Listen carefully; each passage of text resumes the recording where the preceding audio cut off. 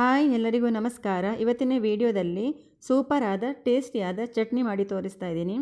ಇದನ್ನು ಸ್ಪೆಷಲ್ ಚಟ್ನಿ ಅಂತಲೇ ಹೇಳ್ಬೋದು. ಇದನ್ನು ನೀವು ಒಂದು ಸಲ ಮಾಡಿ ತಿಂದರೆ ಮತ್ತು ಯಾವಾಗಲೂ ದೋಸೆ ಮತ್ತು ಇಡ್ಲಿ ತಿನ್ನಲಿಕ್ಕೆ ಇದೇ ಚಟ್ನಿಯನ್ನು ಮಾಡಿ ತಿಂತೀರಾ. ಮತ್ತು ಇದನ್ನು ಎಲ್ಲರೂ ಕೂಡ ಇಷ್ಟಪಡ್ತಾರೆ, ಅಷ್ಟೊಂದು ರುಚಿಯಾಗಿರ್ತದೆ. ಇಲ್ಲಿ ನಾನು ಒಂದು ತವ ಬಿಸಿ ಆಗಲು ಇಟ್ಟಿದ್ದೇನೆ. ಈಗ ಇದಕ್ಕೆ 2 ಸ್ಪೂನ್ನಷ್ಟು ಕೊಬ್ಬರಿ ಎಣ್ಣೆ ಹಾಕ್ತಾ ಇದ್ದೇನೆ. ಕೊಬ್ಬರಿ ಎಣ್ಣೆ ಇಲ್ಲದಿದ್ದರೆ ಯಾವುದೇ ಕುಕ್ಕಿಂಗ್ ಆಯಿಲ್ ಯೂಸ್ ಮಾಡ್ಬೋದು. ಎಣ್ಣೆ ಸ್ವಲ್ಪ ಬಿಸಿ ಆದ ಕೂಡಲೇ ಗ್ಯಾಸ್ ಫ್ಲೇಮ್ ಫುಲ್ಲು ಸ್ಲೋ ಮಾಡಬೇಕು.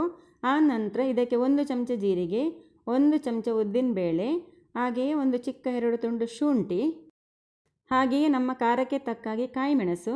ನಾನು ಇಲ್ಲಿ 4 ಕಾಯಿಮೆಣಸು ಹಾಕಿದ್ದೇನೆ ಮತ್ತು ಒಂದು ಮೀಡಿಯಮ್ ಸೈಜಿನ ಈರುಳ್ಳಿಯನ್ನು ಕೂಡ ಕಟ್ ಮಾಡಿ ಹಾಕ್ತಾ ಇದ್ದೇನೆ ಮತ್ತು ಸ್ವಲ್ಪ ಕರಿಬೇವು ಹಾಕಿ ಈಗ ಇದನ್ನು ಚೆನ್ನಾಗಿ ಈ ಎಣ್ಣೆಯಲ್ಲಿ ಫ್ರೈ ಮಾಡಬೇಕು.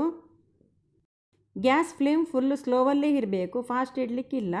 ಇದು ನಿಧಾನವಾಗಿ ಹದವಾಗಿ ಇದು ಫ್ರೈ ಆಗಬೇಕು. ಈ ಚಟ್ನಿ ನಾವು ಚಿಕ್ಕ ಇದ್ದಾಗ ನಮ್ಮ ಅಮ್ಮ ನಮಗೆ ಮಾಡಿಕೊಡ್ತಾಯಿದ್ರು. ಈಗಲೂ ನಾನು ಹೆಚ್ಚಾಗಿ ದೋಸೆ ಇಡ್ಲಿ ಮಾಡಿದಾಗ ಅಥವಾ ಯಾರಾದರೂ ಗೆಸ್ಟ್ ಬಂದಾಗ ದೋಸೆ ಇಡ್ಲಿಗೆ ಇದೇ ಚಟ್ನಿ ಮಾಡ್ತೀನಿ ಮತ್ತು ಈ ಚಟ್ನಿ ನಮ್ಮ ಮನೆಯಲ್ಲಿ ಎಲ್ಲರಿಗೂ ಇಷ್ಟ.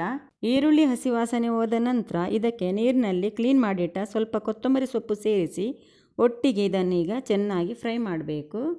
ಕೊತ್ತಂಬರಿ ಸೊಪ್ಪು ಇದ್ದರೆ ಹಾಕಿಕೊಳ್ಳಿ, ಇಲ್ಲದಿದ್ದರೆ ಪರವಾಗಿಲ್ಲ. ಕೊತ್ತಂಬರಿ ಸೊಪ್ಪು ಹಾಕದೇ ಮಾಡಿದರೂ ಈ ಚಟ್ನಿ ರುಚಿ ತುಂಬ ಚೆನ್ನಾಗಿರ್ತದೆ. ಮೊದಲೆಲ್ಲ ಅಮ್ಮ ಮಾಡ್ತಾ ಇದ್ದಾಗ ಕೊತ್ತಂಬರಿ ಸೊಪ್ಪು ಹಾಕ್ತಾ ಇರಲಿಲ್ಲ. ಈಗ ಸ್ವಲ್ಪ ಇನ್ನೂ ಟೇಸ್ಟ್ ಚೆನ್ನಾಗಿ ಬರಲಿ ಅಂತ ಕೊತ್ತಂಬರಿ ಸೊಪ್ಪು ಸೇರಿಸ್ತಾ ಇದ್ದೇವೆ ಅಷ್ಟೇ.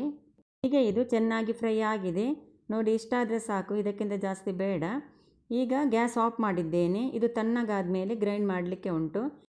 ಇಲ್ಲಿ 1 ಕಪ್ಪು ತೆಂಗಿನ ತುರಿ ತಗೊಂಡಿದ್ದೇನೆ. ಇದನ್ನು ಮಿಕ್ಸಿ ಜಾರಿಗೆ ಹಾಕಿ ಹಾಗೆ ಅದರ ಒಟ್ಟಿಗೆ ಈ ಫ್ರೈ ಮಾಡಿಟ್ಟ ಈರುಳ್ಳಿ, ಕಾಯಿಮೆಣಸೆಲ್ಲ ಈಗ ತಣ್ಣಗಾಗಿದೆ, ಇದನ್ನು ಕೂಡ ಮಿಕ್ಸಿ ಜಾರಿಗೆ ಹಾಕ್ತಾ ಇದ್ದೇನೆ. ಈಗ ಇದನ್ನು ಗ್ರೈಂಡ್ ಮಾಡಲಿಕ್ಕೆ ಎಷ್ಟು ನೀರು ಬೇಕು ಅಷ್ಟು ನೀರು ಹಾಕಿ ಇದನ್ನು ತುಂಬ ತೆಳ್ಳಗೆಲ್ಲ ಸ್ವಲ್ಪ ದಪ್ಪವಾಗಿ ಇದನ್ನು ಗ್ರೈಂಡ್ ಮಾಡಿಕೊಳ್ಬೇಕು.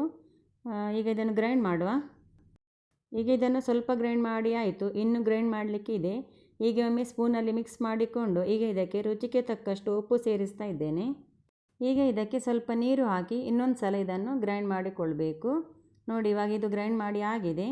ಇದು ಜಾಸ್ತಿ ನುಣ್ಣಗೆ ಆಗೋದೇನು ಬೇಡ, ಜಾಸ್ತಿ ನುಣ್ಣಗೆ ಮಾಡಿದರೆ ಇದು ಚೆನ್ನಾಗಿ ಕೂಡ ರುಚಿ ಬರೋದಿಲ್ಲ. ನೋಡಿ, ಇಷ್ಟಾದರೆ ಸಾಕು. ಸ್ವಲ್ಪ ತರಿತರಿಯಾಗಿರಬೇಕು, ಜಾಸ್ತಿ ಕೂಡ ತರಿತರಿಯಾಗಿ ಇರಬಾರ್ದು. ಈಗ ಇದನ್ನು ಬೇರೆ ಪಾತ್ರೆಗೆ ಹಾಕಿಕೊಳ್ಳುವ.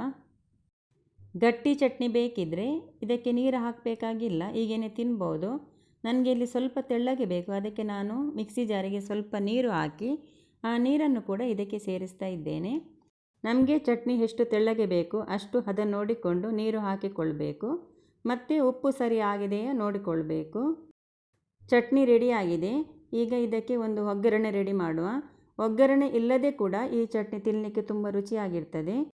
ಹೀಗೆ ಇಲ್ಲಿ ಒಗ್ಗರಣೆಗೆ ಸ್ವಲ್ಪ ನಾನು ಕೊಬ್ಬರಿ ಎಣ್ಣೆ ಹಾಕಿದ್ದೇನೆ ಅಥವಾ ಕುಕ್ಕಿಂಗ್ ಆಯಿಲ್. ಎಣ್ಣೆ ಬಿಸಿ ಆದ ಕೂಡಲೇ ಸ್ವಲ್ಪ ಸಾಸಿವೆ ಹಾಕ್ತಾ ಇದ್ದೇನೆ, ಹಾಗೆಯೇ ಸ್ವಲ್ಪ ಕರಿಬೇವು, ಬೇರೆ ಏನು ಹಾಕಬೇಕಾಗಿಲ್ಲ. ಈಗ ಸಾಸಿವೆ ಚೆನ್ನಾಗಿ ಸಿಡಿದ ನಂತರ ಈಗ ಇದನ್ನು ಚಟ್ನಿಗೆ ಹಾಕಿಕೊಳ್ಬೇಕು. ಈ ಚಟ್ನಿನ ನೀವು ಒಮ್ಮೆ ಮಾಡಿ ನೋಡಿ, ನಿಮ್ಮ ಫೀಡ್ಬ್ಯಾಕ್ ನಮಗೆ ತಿಳಿಸಿ.